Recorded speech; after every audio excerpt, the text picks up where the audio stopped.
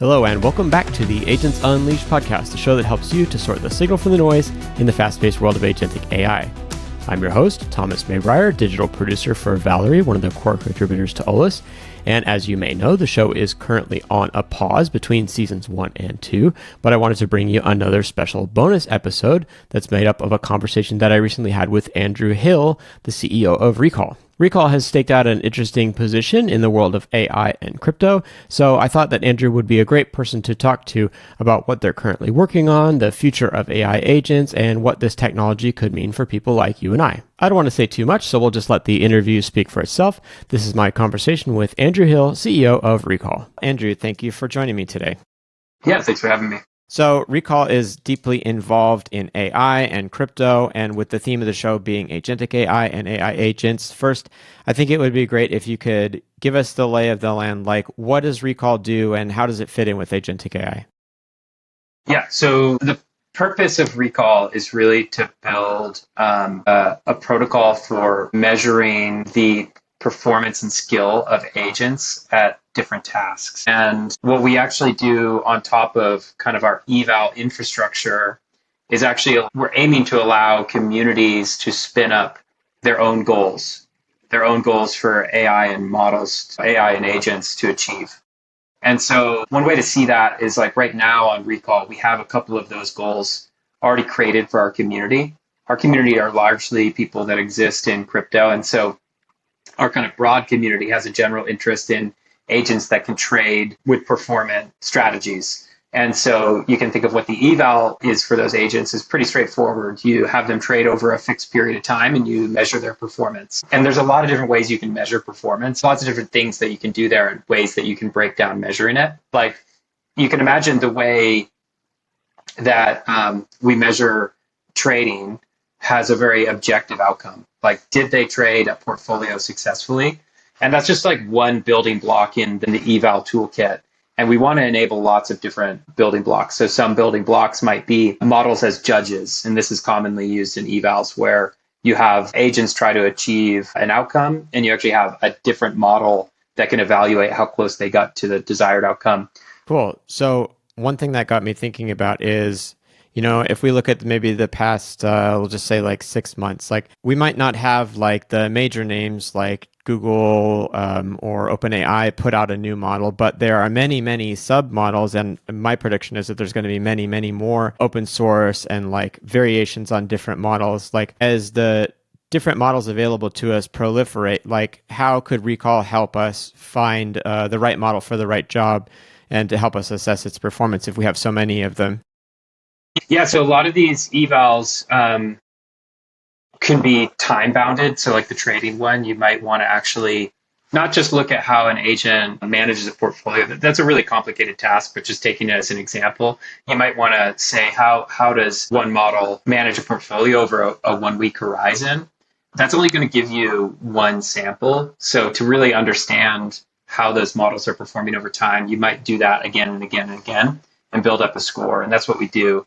And so if a new model comes along, we can actually put them into that pool and start looking at their performance over time and how they track up on that skill. So that's exactly how we imagine it. As new models come about, we would connect them to the different, what we call skill arenas, and they would be competing to show how good they are at that skill. Very similar to the way you see benchmarks. Okay, that makes sense to me. I would like to return to this a little bit later, but before we do that, I think it might be helpful to kind of zoom out and look at the big picture. When I was preparing questions for you, I thought it might be interesting to ask, like, if agentic AI was the internet, like, are we in 96, 2000? Where do you feel that we are on the kind of like adoption timeline? Yeah, it's really hard for me to pin down that exact analogy. I think what happened with this sort of agentic focus is everybody knew it was sort of the next stage of model development 2 years ago. And because it was pretty well mapped out that we were going to get to this agentic future, a lot of people raced to get there first before the models were really prepared to be embedded in many agents. And it actually did create a lot of good things. So a lot of frameworks and services and systems and benchmarks and measurement tools were all being built before the models were really ready to be embedded in agents. And so in that way, just like 2 years ago, we were in like a primordial world, I guess, like where the building blocks for life were all coming together, but you couldn't really imagine very successful agents as we think of them today. But then a couple of things happened where, uh, for example, if you were to go back 2 years ago, those were really bad at. They had pretty small context windows.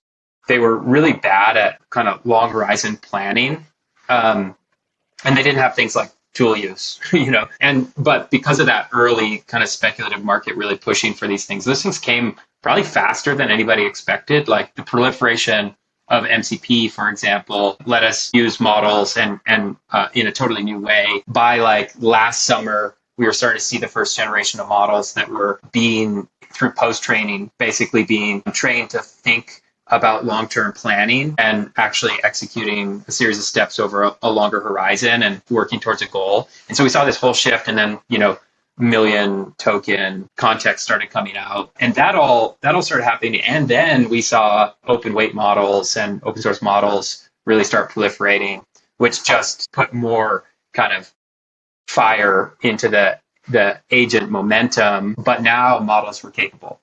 Now models could actually run tools, could actually think about executing many series of steps towards a goal. And we had open source models where you could use hosted models, you could use private models, you could run your own models, you could use APIs like Open Router to use any of them at any time.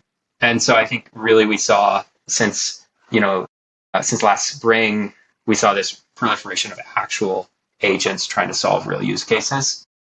I still think it's early. I still think we're just kind of in the first steps of like the models are capable, the tools are coming together, but we're lacking some things to make them really useful. And so just to like put a final point on that, I think we're all pretty confident that models are highly capable. They generalize to many skills that they were never trained for. They have all those features that I just talked about. And now what you see is that it's actually really hard to prompt them. Like prompting is a whole skill. And I mean more than prompting, like context engineering, setting up the correct rails, like really pointing them towards being successful at a goal. That's actually really hard. And that's largely what agents kind of bring.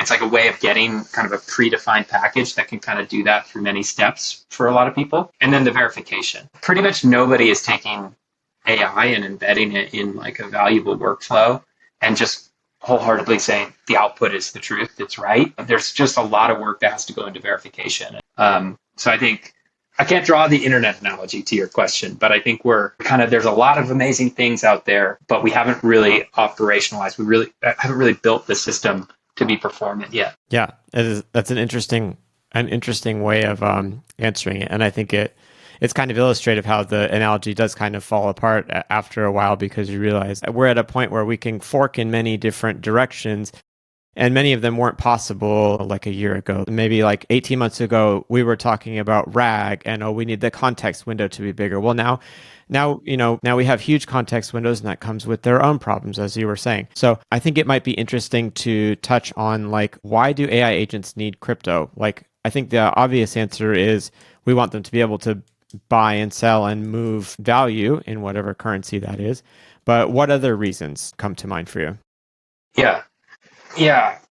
I think you could start kind of at a very high level, like what is crypto good for? And then are any of those features good for AI or agents?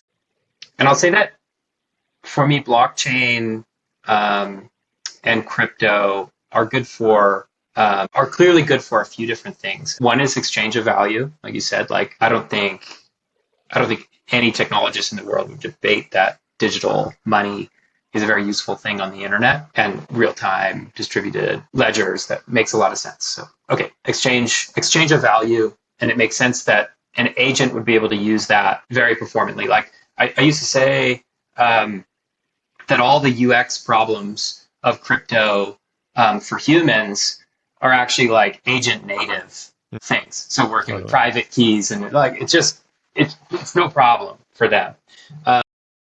So exchange of value. The second one is verification. If you want if you want a way to verify that something was done at a certain point in time, and what that thing was, however complex you want to make this verification, there's no disputing the blockchain. And if you do it right, you can do that privately with private communities, or you can do that publicly. And there's all sorts of ways that you can leverage blockchain to do that, from simple timestamps to hashed events to more complex things.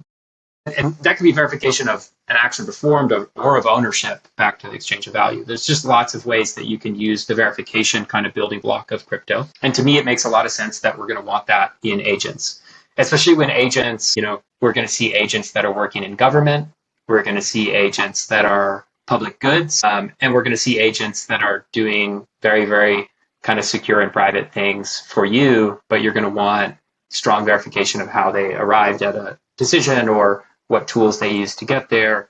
And blockchain can add a lot of that. And then the last one that I think is really interesting is just aligning incentives. And this one can get heady really quick. First, crypto can provide some really great tools for saying there are people with the goal and the shared goal, and they want to incentivize and align the work of agents or agent builders to meet those needs, and then rewarding the right ones for doing the right things. The money building block lets us do that in lots of interesting ways. But I think you can go actually a level deeper there. And there's been a number of papers published on this, that economic incentivization for AI is actually a powerful driver too. That's not something that we're really exploring directly right now, but I think in the future, we might see entire protocols and systems that are dedicated entirely to making AI understand what it's rewarded for and what it's losing for based on that incentive alignment and real digital value.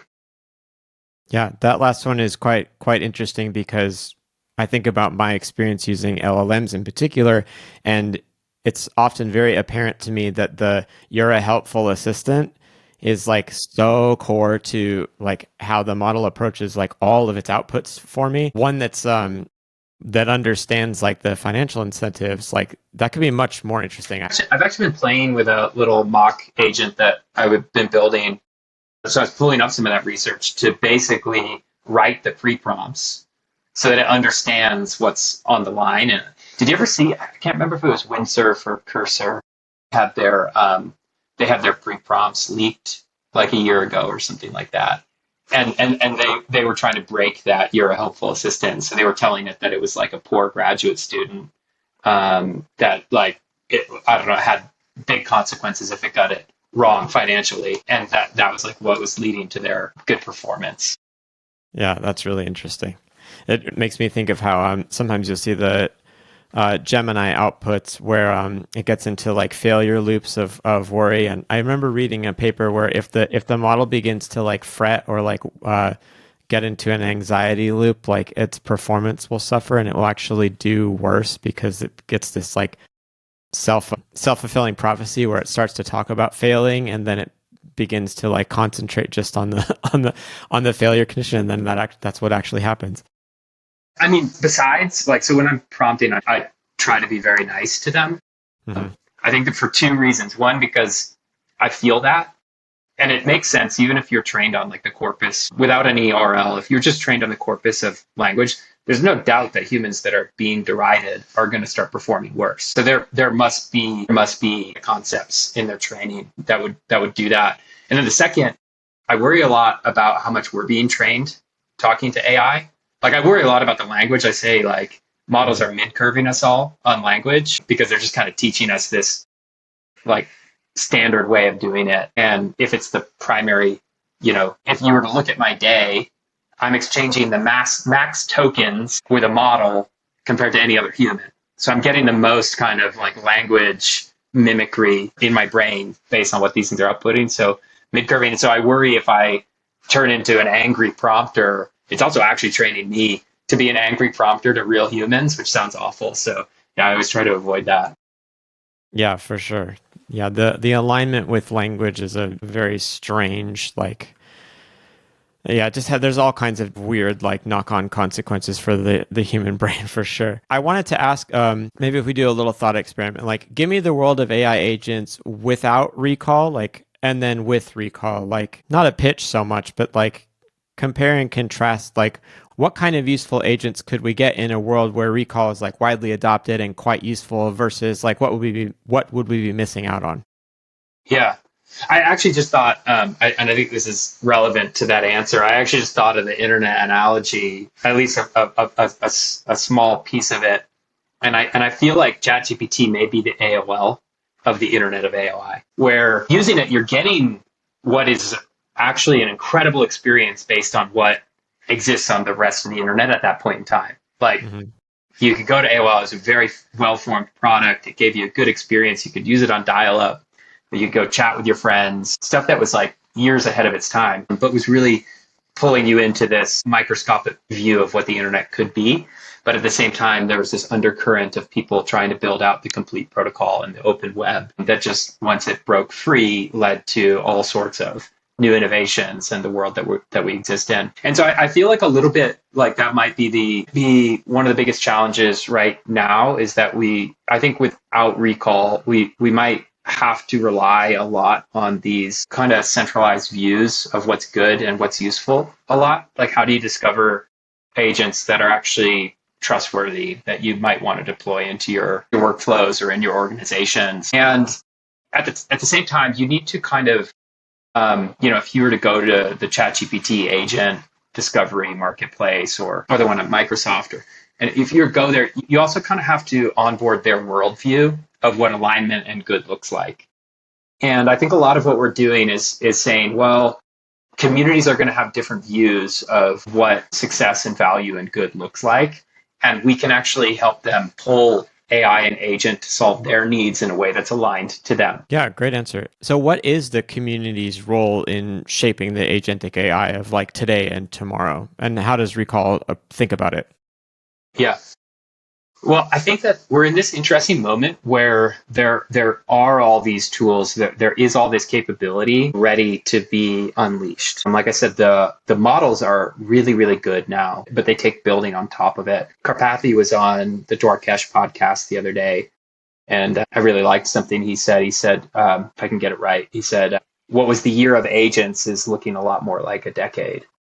And so we just have a lot more building and work to do to harness models in the agent sort of formula. At the same time, we see all this kind of latent ability that they could be solving things if people can define what those things are and the builders can build them. Even with crypto trading, the prize for successfully crypto trading is very clear and obvious, but the teams that are capable of building those agents aren't always directed at that opportunity.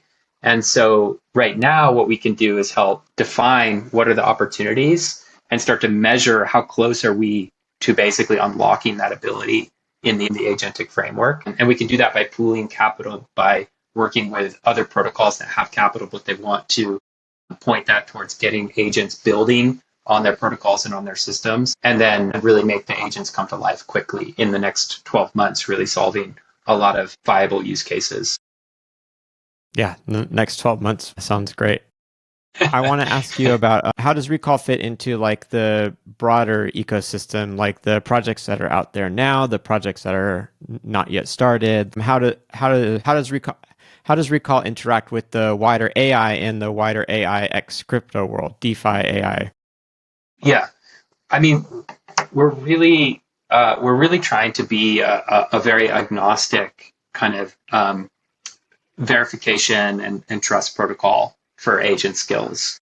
So we want when new agent indexes come online, new agent marketplaces, we want them to have recall scores as one of the components that users can use to understand and sort through and pick the right agents to solve their needs. So that's one side. That's kind of the distribution side. And we really want to do that and help the high quality agent builders get to their audience as fast as possible. So kind of that distribution and discovery side. And then we're also in this moment where a lot of organizations and communities want things solved by AI, but don't necessarily have the ability to wire up these different agents to solve them. And so we want to support them to basically harness all of the agent builders out there.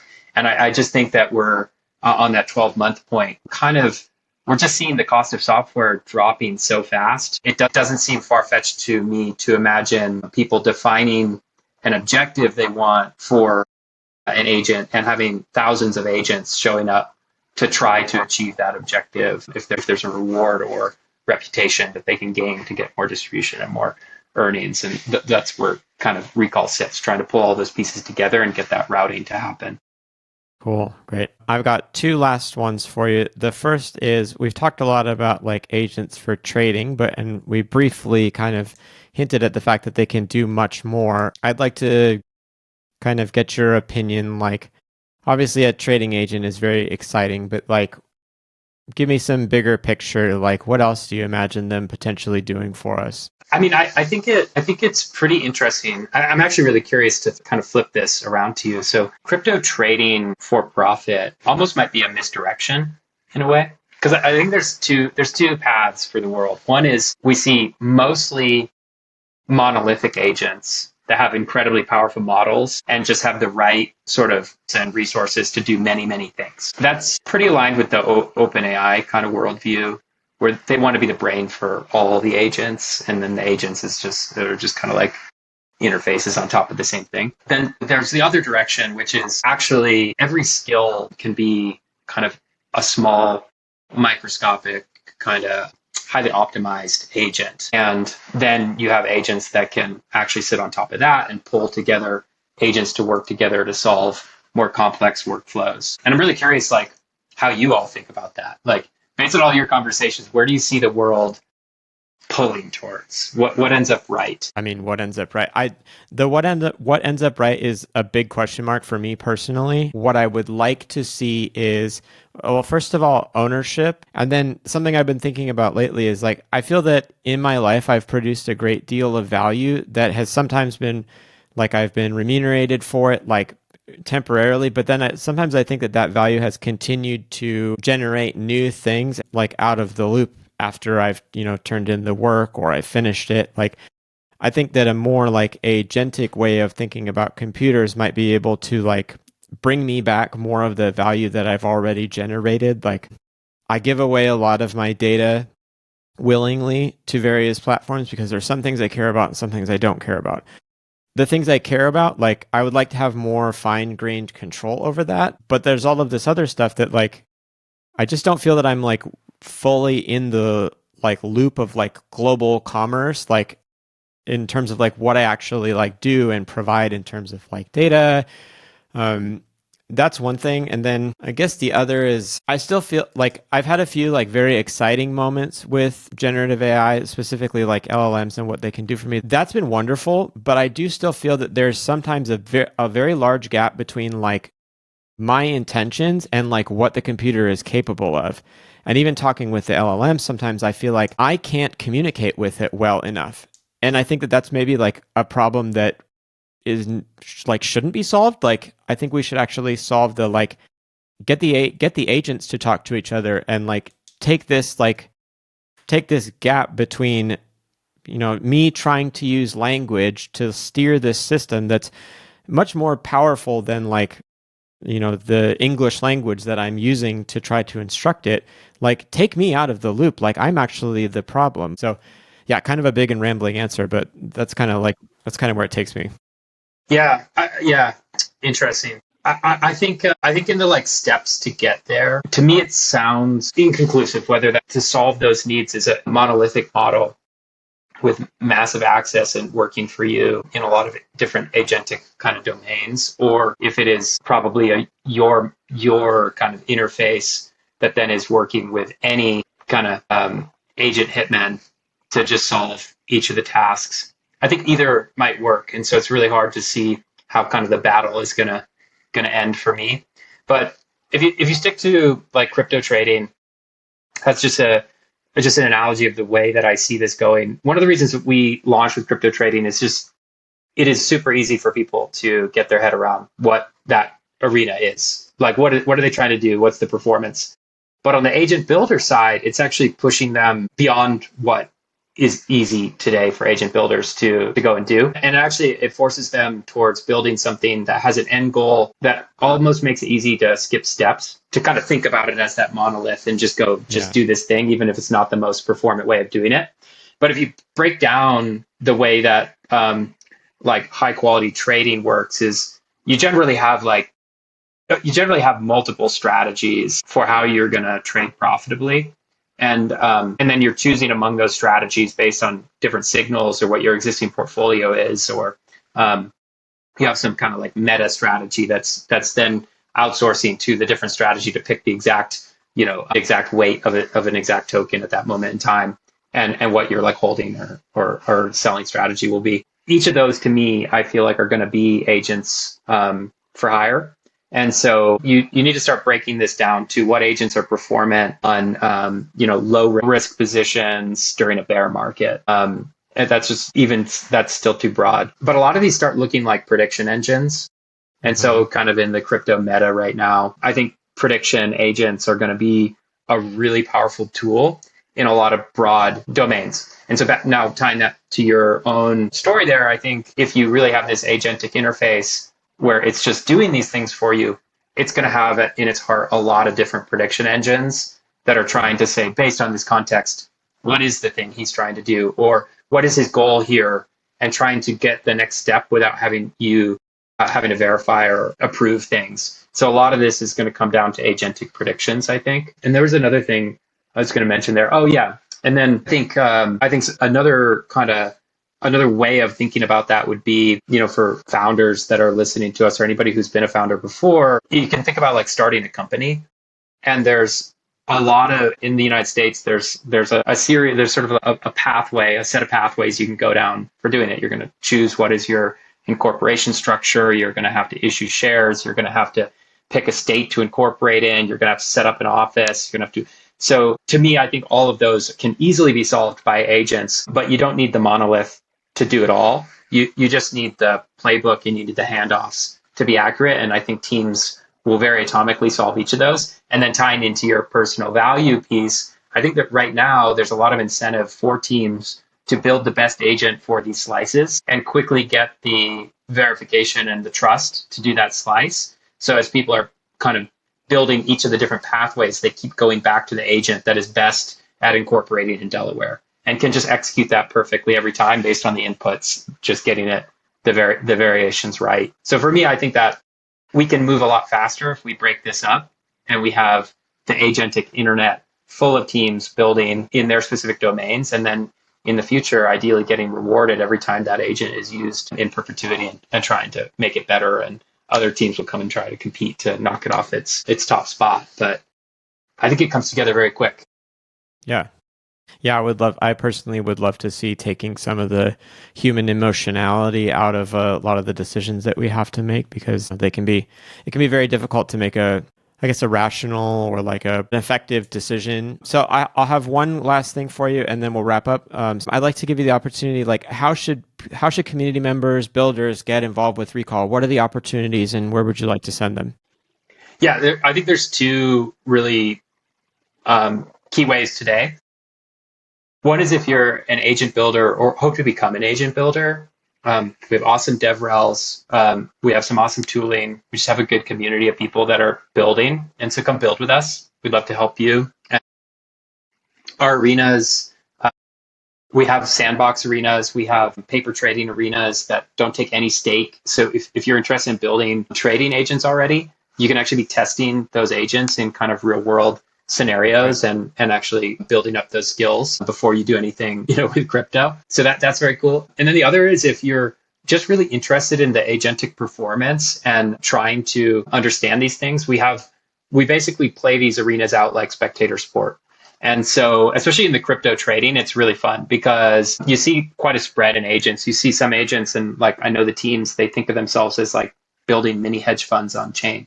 And they have deep strategies and they have deep workflows for picking portfolios and trading on them. And then you have other teams that just have like a meme coin agent, and it's YOLOing into crazy tokens and giving reasoning behind it and things like that. And so you can see this spread. We've even had agents that have tried to cheat our arenas by launching their own meme coins and do it. Like it gets really it gets really wild and fun. And so we have a really cool interface where you can come in and interact with these agents in the arenas and be putting your predictions on which agents are going to succeed best, and just playing the sort of spectator sport game while also just trying to help us build up knowledge and in some ways doing light verification of their outputs and things like that. Awesome. Well, yeah, I hope we can send some people in both of those directions. All right, Andrew, thank you for your time. I really enjoyed talking with you. It's been a great conversation. Awesome. Thank you very much. All right, so that was my conversation with Andrew Hill from Recall. I really enjoyed chatting with Andrew, and I'm looking forward to seeing what Recall does next. As I mentioned at the top of the show, we're currently between seasons 1 and season 2. Season 2 will be premiering very soon, so if you want to make sure that you don't miss that episode, follow @Autonomous on X. You could also follow me. I am @Thomas Maybrier. Links to those accounts, plus Recall and some of the resources that Andrew and I talked about in our conversation can be found in the description box on YouTube or the show notes wherever you get the podcast. All right, thanks for your time and attention. This has been the Agents Unleashed podcast. I'm Thomas Maybrier, and I'll see you next time.